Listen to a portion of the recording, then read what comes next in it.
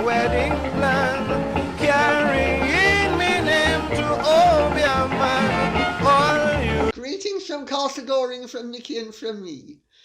We have a lot of ground to cover today, so I'm going to plunge right in with Nikki's permission. First question is from Miss Louise, and we incidentally are going to have a combination of very serious, rather frivolous, and sometimes we're going to be crowing at the expense of one or two extremely vain and rather tiresome people. So, but putting that aside, first question from Miss Louise is, hi Lady C, do you decorate the castle during Halloween, and do you have parties? Well, starting out on a frivolous note, this Halloween we had a wedding, and I have to tell you the bride was absolutely ravishingly beautiful, but there was a slight Halloween theme to it. How that's going to last in the photographs in 30 years from now is something else again. But it wasn't too Halloweenish. It was, and she looked absolutely ravishingly beautiful. And she had a spiky tiara. So it sort of worked very well.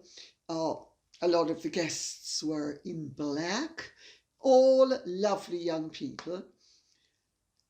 But by and large, no, I don't celebrate Halloween, and never did, except when my children were young. In those days, I would do it for them, but otherwise, no. I'm afraid Mary Shelley's Frankenstein will just have to hover in the background without me actually calling upon it. Now, a nice little bit of gossip for all of us. Dennis Baker says, Lady C, I live in Montecito. I know Meghan and Harry's gardener, and he says that Meghan is the most high-maintenance client he has ever had, and that he's had some very famous high-maintenance ones over the years. Well, I have to tell you, Dennis Baker, first of all, thank you very much for dishing the dirt. Yes, I have heard very undesirable reports of Meghan as a neighbour and as a resident of Montecito and as an employer. So thank you very much for sharing this with us. It doesn't surprise me. And you know, Meghan does not have noblesse oblige. She thinks that the worse you and the more demanding you are, let's put it this way, let's skate in the legal arena.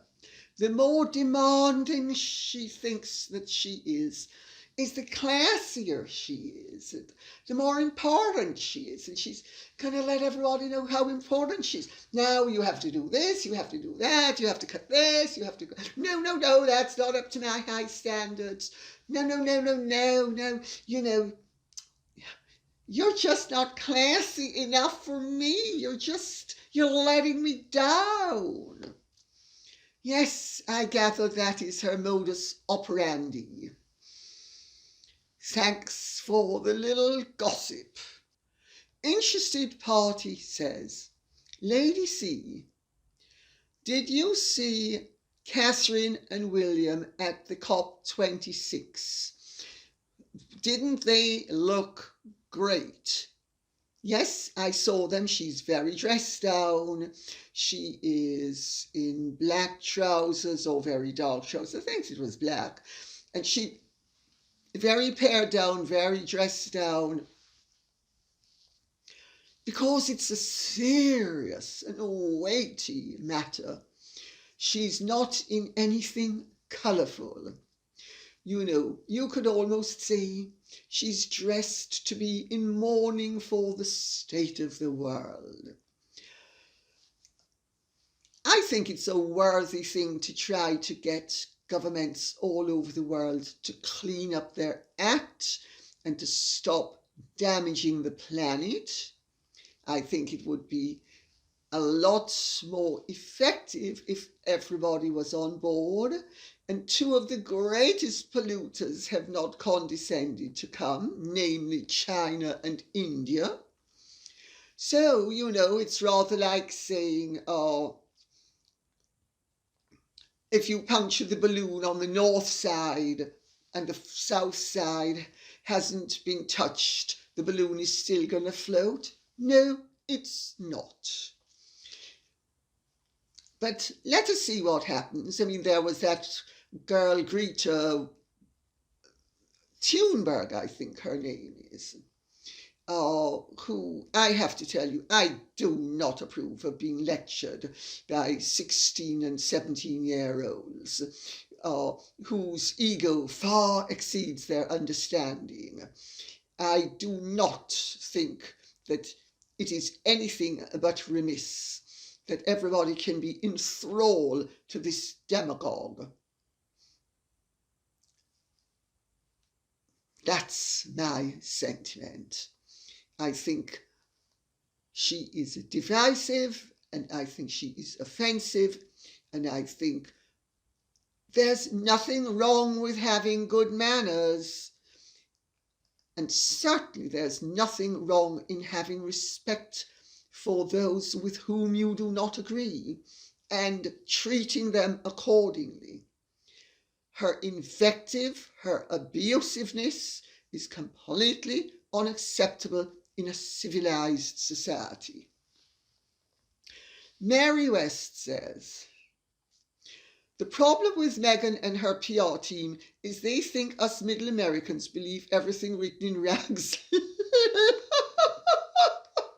Like People and Vanity Fair. We know that those two mags and the others like them are good for only two things: to start a wood fire and toilet paper when the world shuts down again and we can't get the posh kind. We Americans, well, most of us aren't fooled. I am delighted to read out that, because it is on a theme that many other people have shared with me. So I will also read out something from Rita Lammy, because, these comments are very representative of what a lot of people think. And I think it is really important that people understand that they are not alone in their observations. And Meghan and Harry are a great cautionary, moralistic tale. That's their purpose. They don't realize it. They think their purpose is something else, but it's not. They are a cautionary tale. Rita Lammy says, as for Nutmeg, let's be real. Who in their right or left mind would hide her children away? Meghan would, but so maybe she's in neither her right nor her left mind, Rita Lammy. She just doesn't seem to get it that no one cares about her, the husband or her children. My friends who still live all over the States have let me know that they are laughing stocks, and people in the US have more important things to be concerned with, like their own lives. This is actually touching upon a rather important point. The truth is, except for their dyed-in-the-wool supporters, nobody really cares about any of them anymore. The fascination isn't because we find them interesting, but because we find the saga dreadful and we are waiting for the denouement. they have set themselves up as figures of mockery, of fun, dreadful warnings about what happens when people are gifted and abuse their gifts, of what happens when people don't know their place and have no humility, what happens when people are arrogant, impertinent, uppity, and full of themselves and think that they, because they have a privileged position, not because they have the intelligence or the knowledge or the brain power or the worldly experience, but because of their positions of privilege, that we are supposed to be in awe of them. Ego, vanity, rather than accomplishment. Delusional, absolutely delusional. And people pick up on this. And people don't like what's happening, but they are entranced by it. Car crash time. Sandra Brown says, the question of paid leave was removed from the bill. Biden relented in order to get the bill passed. Yes, he did. Yes, he did. Meghan wrote that letter, jumping on the bandwagon, thinking it's a done deal, and therefore she can hop on the bandwagon and she can steal the laurels down the line, the way she did with the Ivory soap advertisement. And she could exploit it the way she has exploited the Ivory soap sud advertisement. And it hasn't worked, because what Meghan didn't realise was that done deals aren't done until they're done. She thought, it's a done deal. Everybody said it's a done deal. And it's turned out that it wasn't quite so done, that Biden couldn't chuck it. But this is an issue that has agitated a lot of Americans. So I will read out what Ellie Wilson says. Yes, it's fun that she miscalculated. And now that part of the bill has been taken out thanks to her rash miscalculation.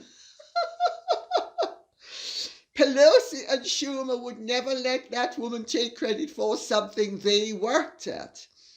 Meghan Markle is dealing now with American politicians, and they are cutthroats and will throw her under the bus if necessary.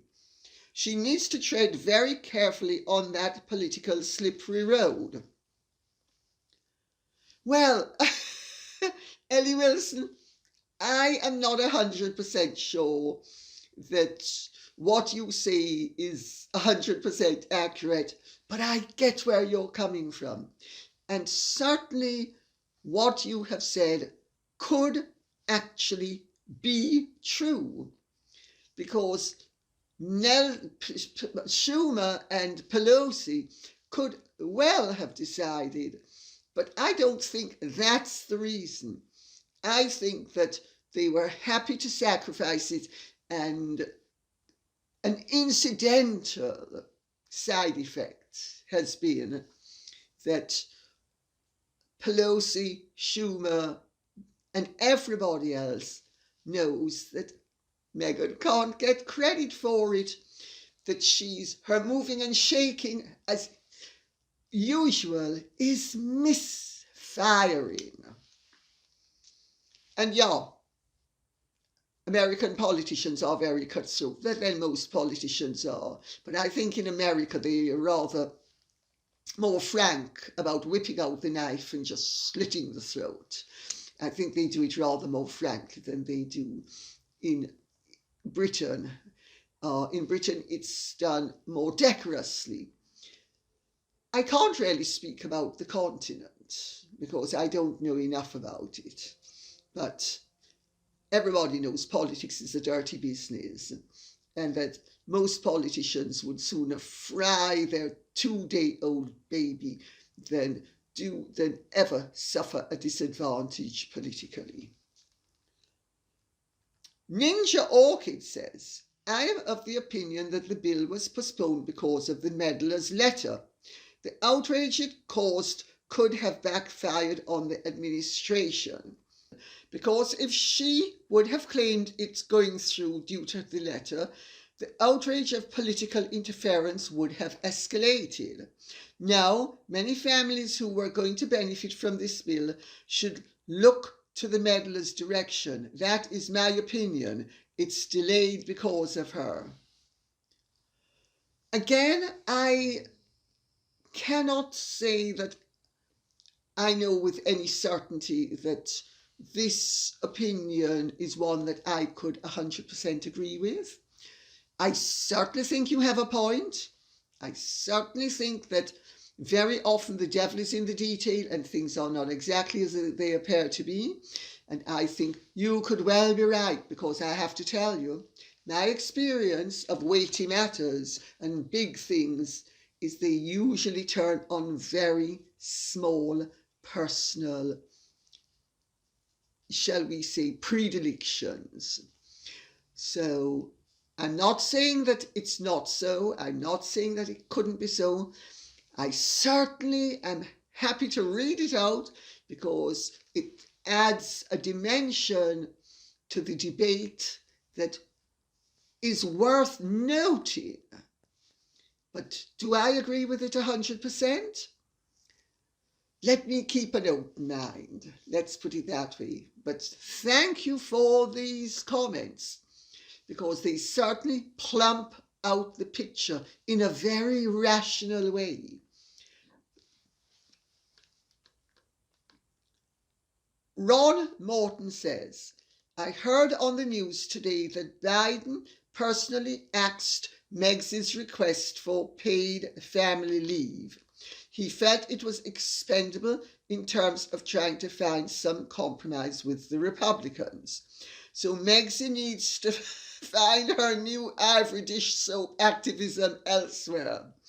It won't be in the G20 vaccines open letter either, while she and Harry are heavily invested in the big COVID vaccine providers. Talk about conflict of interest. Well, we are going to get on to Meghan and Harry's interference yet again with the process, the political process, and their childish and puerile and irresponsible interference. But since this question is bridging the previous question and the one that's going to come after the one that I'm just about to read out, I've read it out for what it's worth. Because yes, Meghan and Harry invest in all those companies that they condemn and all the companies that they berate and puff up and say, oh, these companies are so wonderful and those are so terrible. They're busy investing in all of them, as indeed are the companies that are virtue signaling. The companies that are virtue signaling are on the one hand saying, oh, we deplore immoral and amoral and damaging acts, and then spin around and invest in companies that they have condemned for their actions. I mean, you know, why can't these jerks just confess and say all dollar bills are green and there's no such thing as far as they're concerned as dirty money?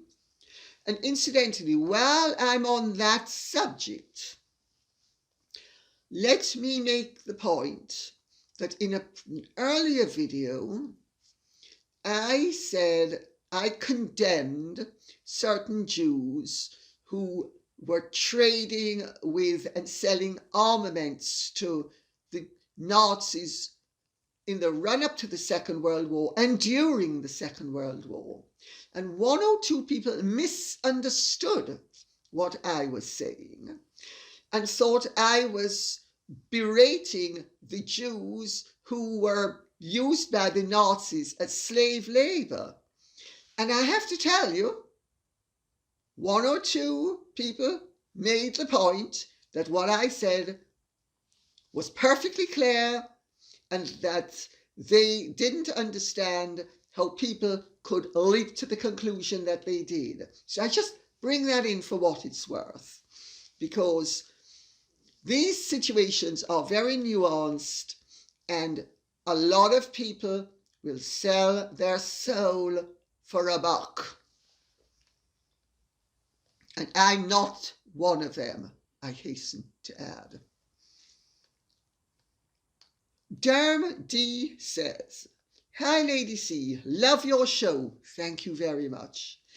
Did you spot MEGHAN bought staff coffee who are working overtime on the parental leave issue in the USA? Do you reckon she asked them for a donation for Archewell in return? And are publications that hard up for a story? Would love to hear your musings on the matter. Again, love your show. Dermot from Dublin." Dermot from Dublin? Yes. The publications are that hard up. They need an inexhaustible supply of content.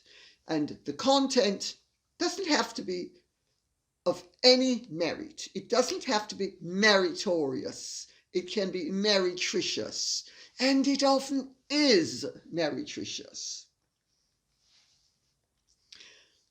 Did they ask for a donation for Archewell? What is rather more interesting, I'm sure they didn't, is how they managed to make sure that the paltry $25 donation got into the public domain. I mean, do these people do nothing that they don't share with the public? They've shared her bowel movements in Africa. They've shared putative losses. They've shared all sorts of imaginary and actual, very private and personal sentiments, emotions, actions. And they even share, I think it's a £10 a month donation to an animal charity that she's associated with in England, and a $25 donation. I mean, how tacky can you get that there is nothing that these people give? They're so generous, they're giving with their bleeding hearts and letting us know how very generous they are. $25.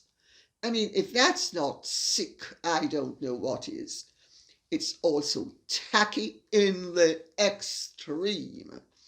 I mean, I would be ashamed, I have to tell you, if I gave $25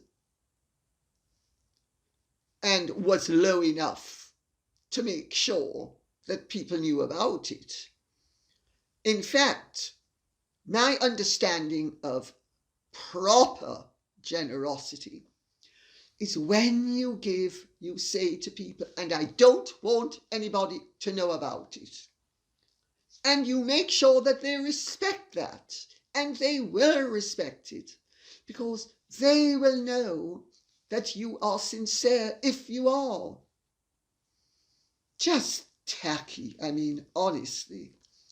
K. Markle says, "Dear Lady C, this silly story about Smegan buying $25 coffees. Barter deals don't work like that. Starbucks paid for the cost of the product. There was no financial donation. This is interesting, K. Marham. More sunshine and horse manure spun into philanthropy. Shish! Please make it stop. Well, my dear, I'm afraid I can't make it stop.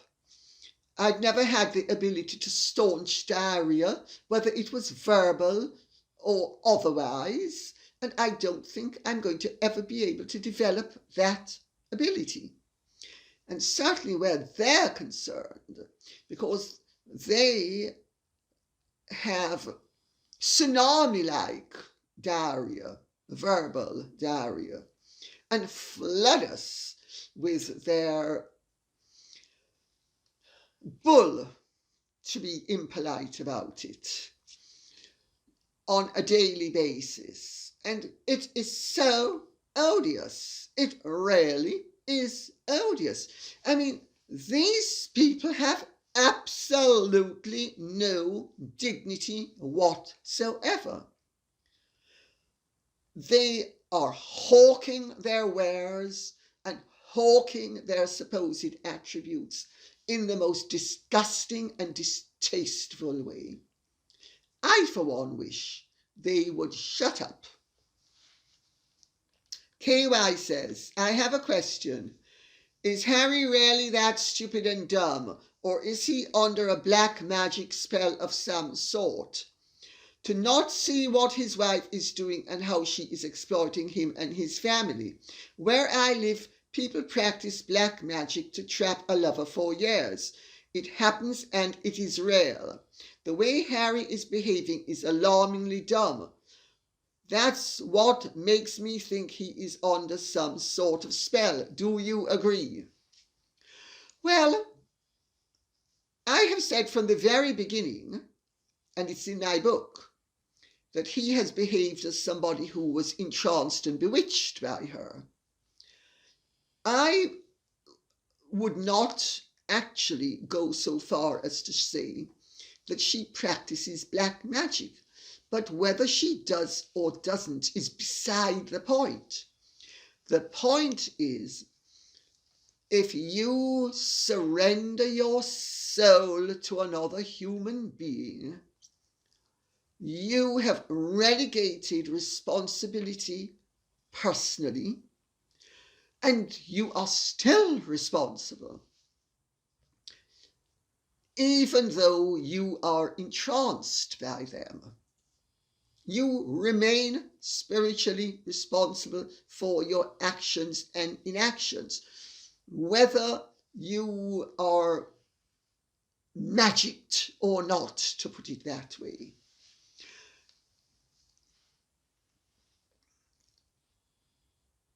Even amid scabies in Funding Freedom and Finding Freebies, says that he was under her spell from the word go. Does she practice black magic? Does she not? Well, I have to tell you, nobody could come up with black magic that would budge me an inch or a centimeter. So I don't think it's a good excuse to say that the black magic is responsible. The person who has surrendered and relegated responsibility for themselves, he or she is responsible, just as how the one who is colluding with the soul snatching, the manipulation, the theft of somebody's personality and identity, they too are responsible. They are each complicit with the other. And if he wants to be free, there are ways of getting free. And if he wants to remain under her spell, he's going to have to pay the price, and he's paying it. Bessie T says, Hi, Lady C, and what did Meghan do again? Put out another open letter into the media re the COVID vaccine. Does she not realise she is looking dumb and desperate? Which of the two does she prefer? Dumb or desperate for fame? Love your videos. Thank you. People think she's dumb. I think she's tone deaf. I don't think she's dumb in that I don't think that she has I don't think she has a low IQ. But I think she's tone deaf. I think she lacks empathy. I think she lacks judgment. I think she lacks good taste. I think she lacks all the sterling virtues that end up making people respect other people. You could say that's dumb, but dumb usually would mean somebody who has nothing going on up here. More like Harry. So no, I wouldn't have said that she's dumb. I would have said she's desperate. There is no such thing, and I said this in my book about her, there is no such thing, I was told, that that woman will ever receive that's going to be enough. Somebody said if she was given California, she'd want Arizona as well. Greed is not necessarily dumb, although on another level it is dumb. But if you have serious personality disorders, you can lack insight. That doesn't mean you aren't able to figure out that 2 and 2 is 4, or that you can't read a book or something. So the distinction is, I would say she's not dumb, she's tone deaf, she has no insight. And she, having abandoned the tools that made her a success and having indulged her vanity, she is on a very slippery slope. Yes, they wrote a letter which is co-signed by the WHO Director General, Dr. Tedros, asking the leaders of the wealthiest nations at the G20 summit to send more vaccines to low-income countries. The open document, which was published on the WHO website, called for G20 leaders to end the COVID-19 pandemic. No, just do it, God, just do it, Harry and Meghan have said it. It can be done. It's going to be done. It's going to be done. Just do it. Once and for all, it should be ended. They decreed. And that everybody should obey their orders and do everything in their power to vaccinate 40% of the world's population by the end of the year. This letter came after Meghan and Harry announced they were in partnership with the WHO to host a dialogue on the urgent need to achieve global vaccine equity. But there are one or two very troubling scenarios here. The first is Dr. Tedros is a Chinese stooge. He's in the pockets of China. He is Ethiopian. He was previously associated with a reprehensible Ethiopian regime, which has lots of red stuff on its hands. He was busy covering up from the very outset the possibility that China might have let out the virus either advertently or inadvertently, was beside the point, and that the virus was man-made, possibly, which has become increasingly likely with the passage of time.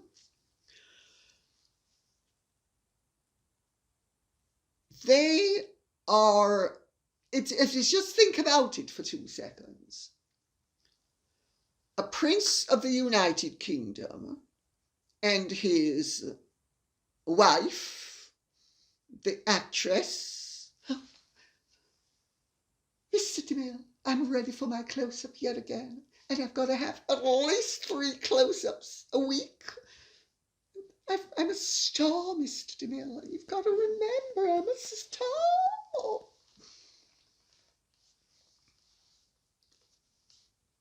In bed with the Chinese stooge, I have previously called for Dr. Tedros's resignation, that somebody who is as tainted as he is has no right being the head of the World Health Organization. Of course, nothing's going to happen. However, that doesn't mean we can't call out the con when we see it.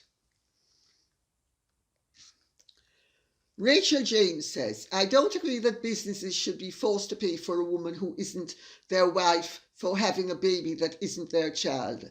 If that's their policy, then great. If not, they shouldn't be made to. Small businesses can't afford to. Maternity pay is crippling smaller businesses. They're basically paying their employees to not come to work for a year. It's not their wife and it's not their baby. They have no moral obligation to pay for anything. I have to tell you, Rachel James, there are many people who own small businesses who would agree with that. There is a way around it. The small businesses shouldn't have to pay. It can be done in such a way that if you have this benefit, and I'm not sure it should be for a year, I'm certainly not sure it should even be for 6 months. I think if it were for 3 months, that would be ample. And I speak as somebody who raised 2 babies, not 1, 2, admittedly with a nanny, but that's beside the point. The point is, I know what's involved in raising babies. It's a luxury, and it's a luxury that if a society can afford it, I understand why people would want to derive the benefit. But I do not think it should be the responsibility of small businesses because they can't afford it. I have a friend who was practically bankrupted when both his assistants who were running his wedding venues got pregnant at the same time. And when he objected, they not only took him to court, but he was fined, I think, something like 100 or 150,000 pounds. I'm sorry. You know, he couldn't afford it. It's just not right that somebody should end up subsidizing people when the state should intervene.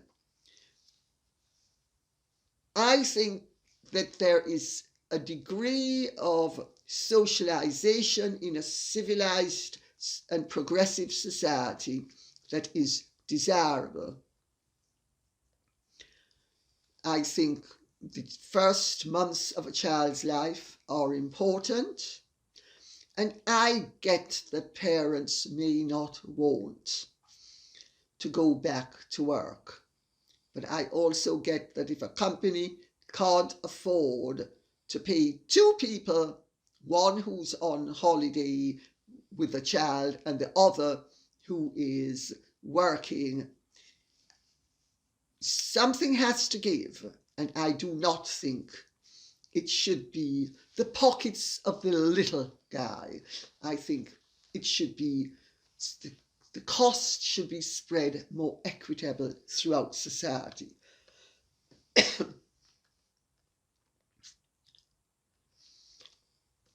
Helen Verlander says, Lady C, thank you as ever for your efforts in combating the lies that now dominate our public life. My pleasure. I think it is important in life that we stand up for what is good and true, even when it doesn't suit us.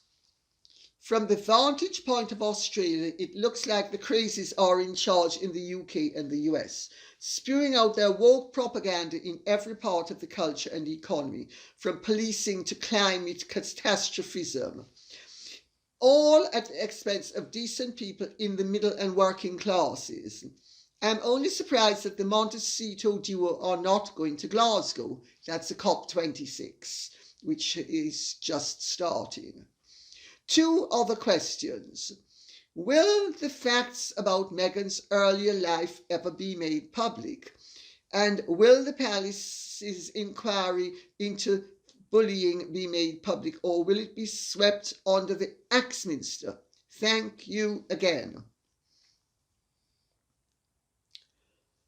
Well, I agree that our society is going through very interesting times and that there is a lot going on, some of which is not desirable, others of which would be desirable. So I'm not going to get bogged down in that part of the argument. What I will say is that the press have suppressed a lot about Meghan. How much of it will ever come out, I can't say. Because the press actually have a symbiotic relationship. The press in Britain have a symbiotic relationship with the royal family. Each needs the other to flourish. And they do not wish to devalue the brand too much. So it is in the press's interest as well to not impart everything they know. Because as I have said before, in terms of other people, well, as I have repeated what Robert Jobson told me many years ago when I said about, why is it you guys are always writing so many lies about Dan and you know they're lies? And he said, because if we spoke the truth, people wouldn't like her as much. Well, they know if they spoke too much of the truth, people think, my God, how could the royal family have allowed this? And what they don't understand is the royal family had no choice, because Harry was hell-bent on bringing her into the fold, and did, and played the race card to make sure that everybody would shut up. Not pretty. As to the palace's inquiry into the bullying being made public, let's wait for the outcome. I don't think anybody at this point has reasonably come to a conclusion as to how the findings will be handled. To an extent, it depends on whether Meghan and Harry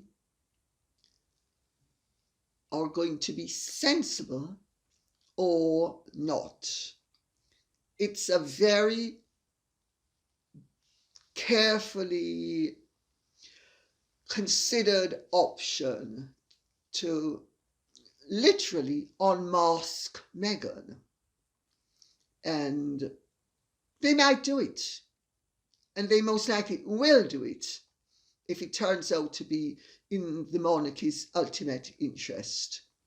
But if they feel it's not, they will try to, if not sweep it onto the Axminster, have the Axminster flapping in the wind to get the dust blown away. You know it says, so Lady C, Now that Prince Andrew has released his defense, do you still consider him that innocent? Andrew is claiming the agreement Giuffre signed with Epstein, including himself. So his defense is that she's double dipping. So it's so strange that Epstein's settlement towards Giuffre included Andrew, especially since Andrew claims that he has never met the woman. So why settle a rape lawsuit with someone you've never met? Were every one of Epstein's acquaintances included in his settlement? Was Epstein nice enough to include his neighbours as well, or only innocent foreign-born princes? So, do you still think he's innocent after admitting he's already settled the suit? Well, it's a very interesting question. I'm going to overlook the sarcasm. I think it's completely uncalled for in this circumstance. And I'm not going to stoop to actually dealing with the sarcastic aspects of it. But what I will say is, in your sarcasm, my dear, you absolutely hit the nail on the head. Because the fact of the matter is, every one of Epstein's acquaintances was included in the settlement. Sorry, there you were thinking you were being so sarcastic and clever. Turns out you hit the nail straight on the head. Andrew wasn't favoured. Andrew wasn't mentioned. So you can't grab Andrew by this hair and pitch him into the bear pit. I'm sorry. I think you need to understand one or two things. If Virginia Giuffre was a victim of Epstein or a victim of anybody, she deserves compassion.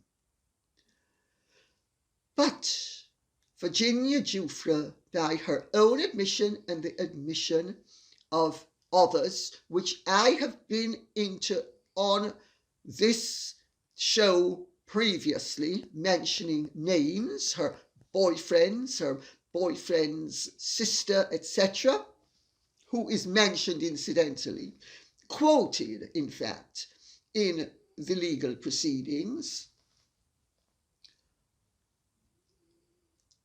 Virginia Roberts said to her boyfriend's sister that, did she know any slutty girls? That's what Virginia Roberts said. Virginia Roberts would receive $4,000 a pop per week to take these supposedly girls, I don't even want to use the word again, I think it's so distasteful to have used it, but it shows where Virginia Roberts was coming from. I want to know why Virginia Roberts hasn't been charged with trafficking when Virginia Roberts, by her own account, went to Thailand to pick up a girl to take back to Epstein from Thailand, and she met her husband in the hotel bar and they got married a few days later, and then she decamped to Australia.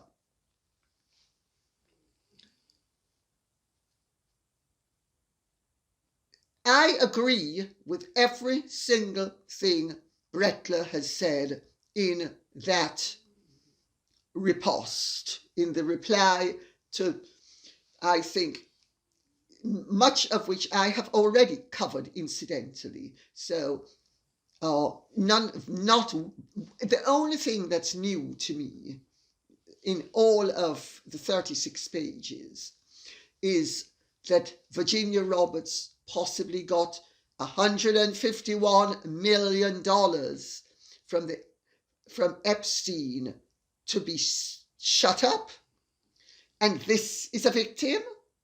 after she got, according to her, $15,000 for being nice to Prince Andrew, and he denies it. I know who I believe.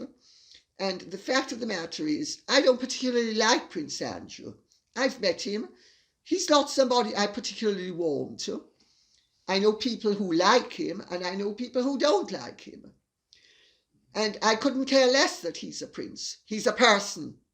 He's a person. And in this country and in America, you're innocent until you're proven guilty. And when you are being damned by a woman who has already damned herself as a liar and a cheat and a fraud, and a woman who has exchanged money for her body after she was over the age of consent, and you are trying to make out that somehow I should prefer her evidence to Prince Andrew's. No, I don't. And I don't apologise either. And I am astonished that you would have such poor judgment as to believe a proven and self-confessed liar over somebody that may be arrogant, may be stupid, but we have no evidence he's ever lied. I will also make the point that in yesterday's Daily Mail, there was an article by Richard Kay.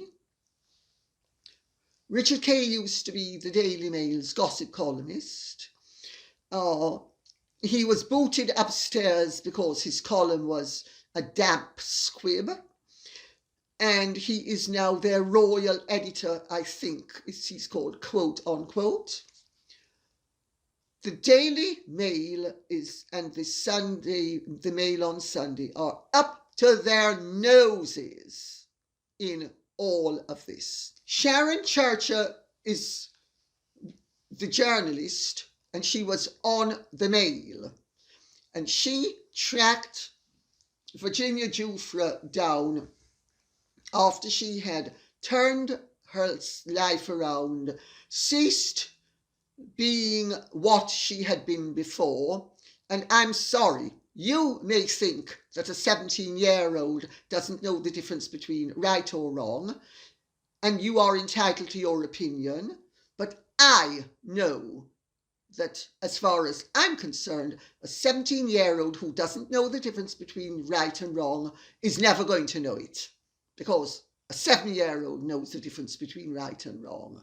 And why wouldn't a 17-year-old, especially one who has lived with several different men by the time she was 17 and been in and out of institutions for drug taking, etc. And I'm not decrying the fact that she was troubled. I think she deserves sympathy for that. I certainly don't think she deserves sympathy for being a liar. And I certainly don't think she deserves sympathy, as Prince Andrew's lawyer has rightly said, for having sued a whole load of well-known people and made millions. I don't think she deserves any sympathy for that. I sympathise with his victims, the silent victims, the ones who are not grandstanding, the ones who haven't made millions. I'm not sympathising with somebody who, having exploited her connections with Epstein to the tune of hundreds of thousands, has gone on to exploit her connections with Epstein to the tune of millions of dollars. I'm sorry. You may feel that you're entitled to, but I do not, you know it as you call yourself. I do not. I am unapologetic where this is concerned. I think it is an outrage. And I also think the feminine lobby that is jumping up and down saying that it's victim shaming, it's not victim shaming. She is a perpetrator. By her own admission, she was perverting girls, young girls. She's not a victim. She's a perpetrator. There's a big difference.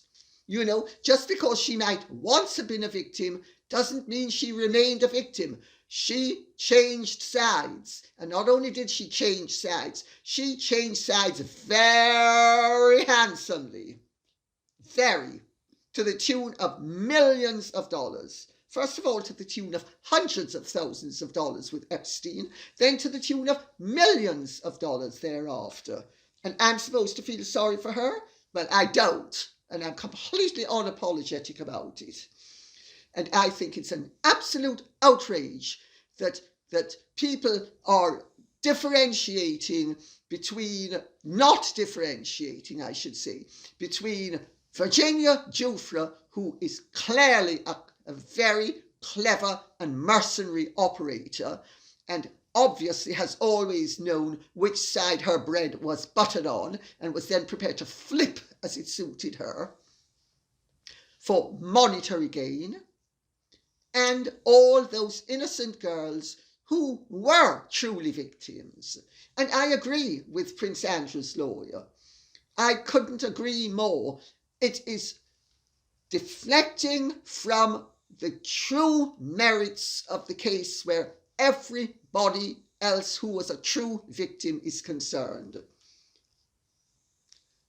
I hope I have made myself clear, because I certainly, as you can see, do not find any of this funny, and I do not think any of it is commendable. And if Prince Andrew had been dallying with her, I would have thought it was unsavoury. He has denied it. She has stated it. She is a self-confessed liar. He is not, until such time as it can be proven beyond the shadow of a doubt that she's speaking the truth and he's lying. I'm opting for the one who hasn't been proven to be a liar. And I have to tell you, I also think it is outrageous class prejudice that just because he's a prince, people think he should not be given a free chance to have a clear run to prove his innocence. I think there's a tremendous amount of class prejudice here. I also think that David Boyes is a total disgrace, but let's hope that his ploy of trying to restore his reputation by damaging Prince Andrew and the Queen. Let's not forget the Queen in all of this. The Queen loves her son.